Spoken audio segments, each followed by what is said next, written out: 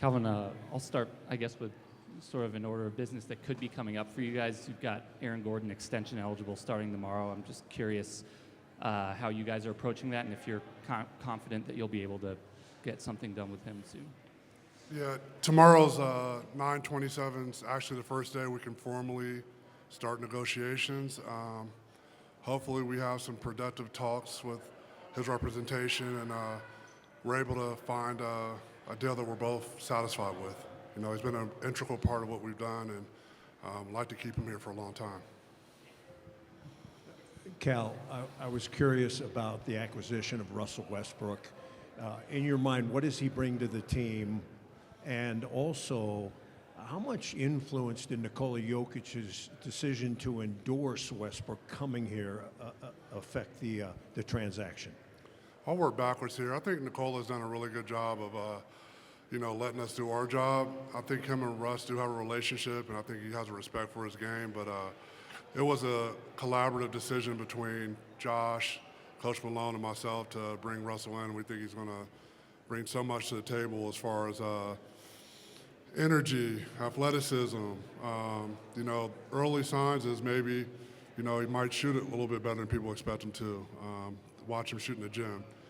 It's definitely not going to be something he depends on a lot, but that'll be a great benefit if he can, have some good three-point shooting games. But I think you bring in a first ballot Hall of Famer that's a winner that competes, and I think he's going to push a lot of guys around here. Calvin, obviously, big order of business this offseason, getting a deal done with Jamal Murray. Just what went into those conversations with him and what ultimately allowed you guys to come to a decision on him? Well, I think, some things have been made of the amount of time, but I think it's a natural course of negotiations. And we both found a deal that we're satisfied with. And, Jamal's been fantastic for us over the years, and I think he'll continue to do so. Calvin, I guess when you unpacked last season, what did you see and what kind of went maybe wrong at the end, and how did you address that in the offseason?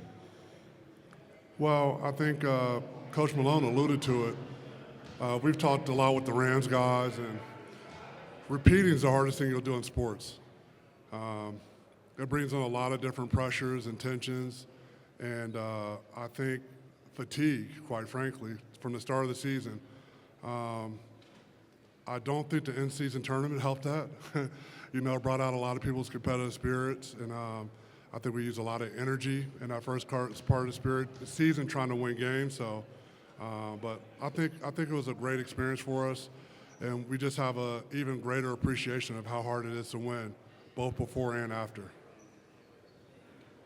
Calvin, could you sort of what's your vision, I guess, for what Dario Saric can bring, and how do you kind of hope to see him used, I guess, within different lineups and at different roles, I guess, between center, power forward?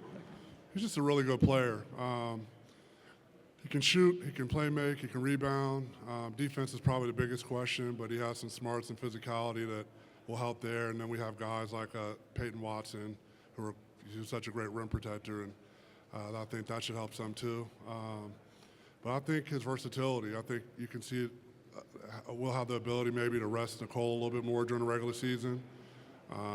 And I think he can play with or without Nicole, or with or without Aaron Gordon. Calvin, the announcement today with 9 News, seeing 20 games there over the air for the fans, just what's your reaction to that, how important it is? Yeah, I mean, I was apprised of the news about an hour or so ago. I haven't really dug into the details of the deal, but I know I'm excited for people to live in the Denver metro area. I know it's been a long time where some people have been locked out of seeing local games, so I'm excited for the opportunity for the whole market to get to watch our games.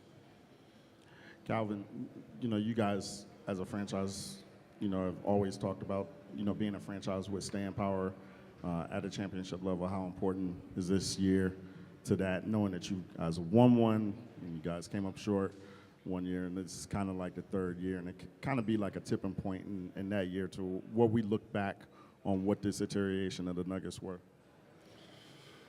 Yeah, I'd like to look at it. In a best case scenario, I think Nikola has like a prime 10-year contention window, and if you count the first year of that when Jamal got hurt, I think we're about halfway through it. So we probably have about 5 more single shots, and all those shots count. So we want to try to, if we hit one of them, it's great, you know, and the earlier we hit it, the more we can have other conversations about other things, but it's going to be incredibly hard to win another one. Calvin, on one hand, you have the new CBA, which obviously hasn't just impacted this team, but a lot of teams around the league. On the other hand, you have the fact that very few free agents are actually hitting the market, and most people are re-signing their key players. How do you kind of navigate between those two priorities going forward with a limited free agent market versus the problems that the second apron presents? I think it's all encompassing. I think, you know, our guys performing well and winning a lot of games, which, you know, ups their value, so to speak. And I think there's been a lot of conversation about winning or developing. You know, I'm a big fan of Jim Collins, read the book Good to Great, and what we've been trying to accomplish is and, not or. You can win and develop. Like, once you've won, you have an obligation to develop. Oklahoma City's sufficiently developed their team, now they can try to win. So I think we're obligated, in order to be great, to try to do both.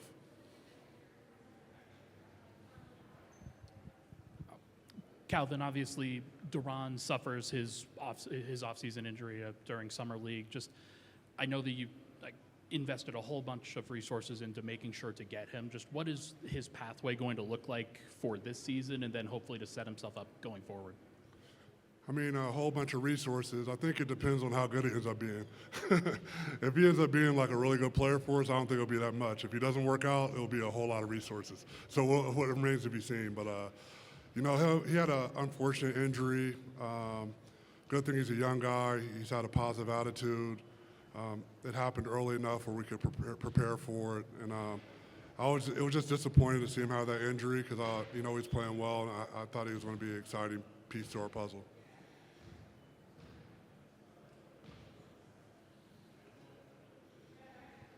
Every season you come in with a vision. First year you bring in defenders like KCP, Bruce, Christian, and Peyton. Year 2, more focused on shooting, Julian, Hunter, Jalen. And then this year, kind of what was your focus, or did you take a more like wholesale approach, I guess? Yeah, I think it was just evaluating our season after the season was over and trying to, you know, think about where we're really at and be really self-aware of that.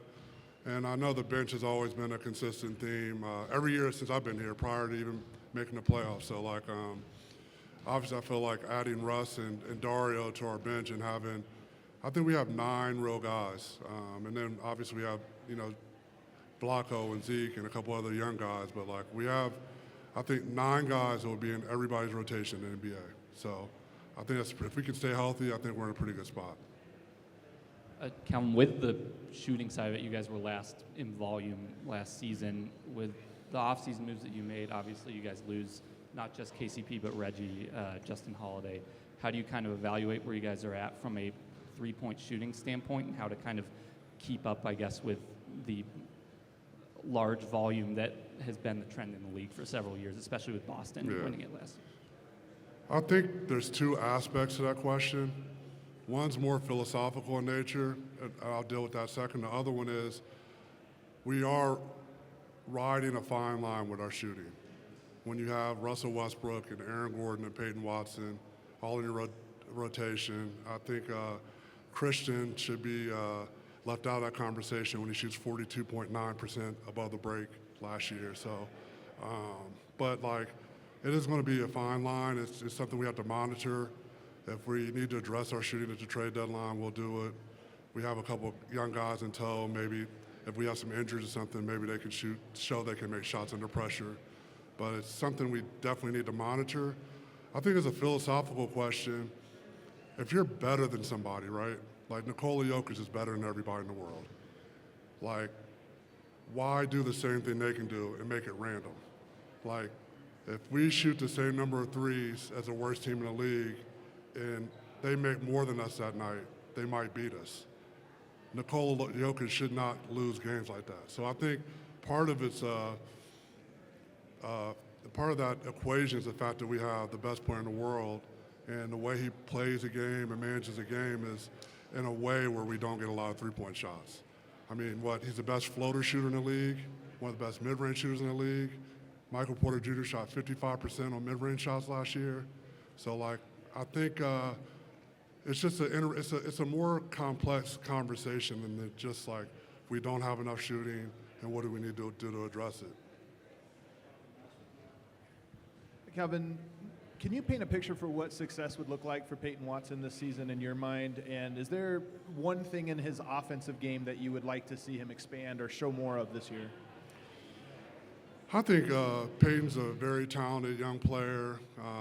The sky's the limit for the kid, so to speak, but I'd like to see a little bit more mental maturity and professionalism, and I think he's been growing in that manner as we go. But when he's locked in, there was a point stretch in the middle of the year last year where I thought he's absolutely about to take off. And, you know, I think him handling those moments and still working and still staying focused and actually taking that step is probably the thing I'm monitoring the most. On the court, I mean, like, his defensive impact. First year, I think we've been top 10 in defense. Guy shot 50.9% at the rim against him, number one in his position. I think him and Nikola accounted for the 13th best defense by two-man combinations. So, like, I think his defensive impact is just like it's hard to measure. First guy in NBA history, and these stats are so innocuous because you can come up with a query and put them together. But I thought this one was pretty interesting.